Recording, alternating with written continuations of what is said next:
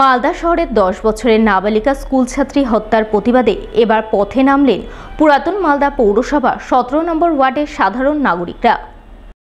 Word কমিটির ব্যানারে মোমবাতি হাতে ধিক্কার মিছিল করলেন মঙ্গলবাড়ি সদরঘাট কোর্ট স্টেশন সহ বিভিন্ন এলাকায়। মিছিলে সাধারণ নাগরিকদের সঙ্গে পায়ে পা মেলালেন পুরাতন মালদা পৌরসভার চেয়ারম্যান কার্তিক ঘোষ, 17 নম্বর ওয়ার্ড কাউন্সিলর প্রিয়াঙ্কা চৌধুরী, 16 নম্বর ওয়ার্ডের কাউন্সিলর শিবাঙ্কর ভট্টাচার্য সহ অন্যান্যরা। তারা সকলেই নৃশংস হত্যাকাণ্ডে জড়িত দুষ্কৃতীদের কঠোর দৃষ্টান্তমূলক শাস্তির দাবিতে সরব হন।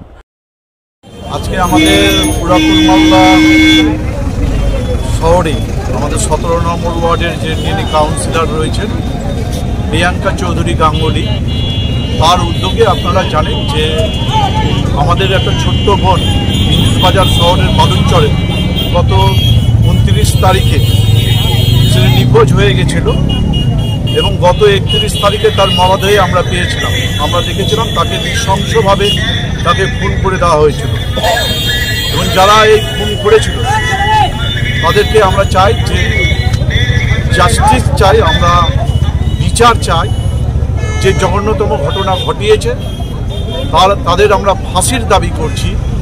আমাদের এখানকার যে 17 নম্বর ওয়ার্ড তৃণমূল কংগ্রেসের কাউন্সিলর উদ্যোগে আমরা সকলেই এখানটায় রয়েছি, কাউন্সিলরও রয়েছি এবং তার পরিবারের বর্গর প্রতি আমরা সমবেদনা জানাই।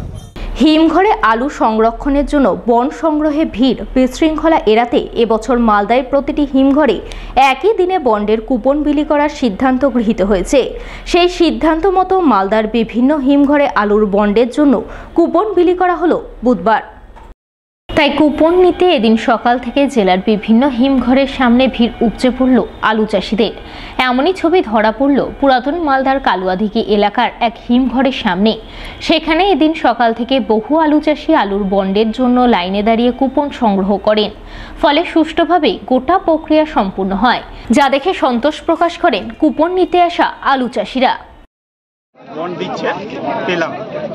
বন্ড কুপন বন্ড না, ওই চিচিরকুট দিচ্ছে। আচ্ছা, বন্ড কবে দেবে? বন্ড দেবে একটা 17 তারিখে আছে, আর কাউকে 18 তারিখ 16 তারিখ এরকম হিসাবে আছে। এটাতেই হয়তো আমরা মানে ভালো ভিড়ভাড়টা মানে সেরকম ঠেলাঠেলি হলো না, সুস্থভাবে পেয়ে গেলাম। এক এক করে দিচ্ছে আর বের করে দিচ্ছে ভিতর থেকে।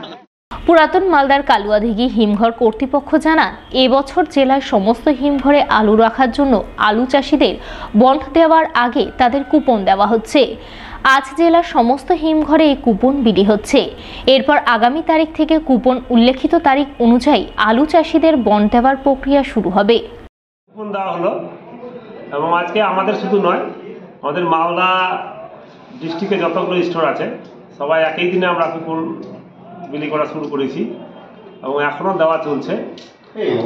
আর সেই কুপনটা মোটামুটি 7-8 বছর আগে থেকে আমরা কুপন সিস্টেম করেছি, কারণ ভিড় যাতে না হয়। এই কুপনে ডেট দেওয়া আছে, যাদের যাদের যে ডেটে পড়েছে তারা সেই ডেটে এসে এখানে বন্ডটা আমাদের কাছ থেকে নিয়ে যাবে। বিএসএফের 12 নম্বর ব্যাটালিয়নের উদ্যোগে সিভিক অ্যাকশন প্রোগ্রাম হয়ে গেল পুরাতন মালদা ব্লকের মুচিয়ায়। বুধবার মুচিয়া বিএসএফ ক্যাম্পে সিভিক অ্যাকশন প্রোগ্রাম অনুষ্ঠিত হয়, যা ফিতে কেটে আনুষ্ঠানিক উদ্বোধন করেন বিএসএফের 12 নম্বর ব্যাটালিয়নের ডিআইজি ভিটি কায়ারকার। এছাড়া উপস্থিত ছিলেন company commandant Dilbag Singh, BSF আধিকারিক এনপি নেগি, মুচিয়া গ্রাম পঞ্চায়েতের প্রধান পলি দাস সহ আরও অনেকেই। এদিন সিভিক অ্যাকশন প্রোগ্রামের অঙ্গ হিসাবে বিএসএফের পক্ষ থেকে সীমান্ত এলাকার গ্রামবাসীদের মধ্যে বিভিন্ন সুযোগ সুবিধা ও পরিষেবা প্রদান করা হয়। সেই সঙ্গে নানান সাংস্কৃতিক অনুষ্ঠানের আয়োজন চোখে পড়ে, যাকে কেন্দ্র করে আনন্দ মুখরিত হয়ে ওঠে মুচিয়া বিএসএফ ক্যাম্প প্রাঙ্গণ।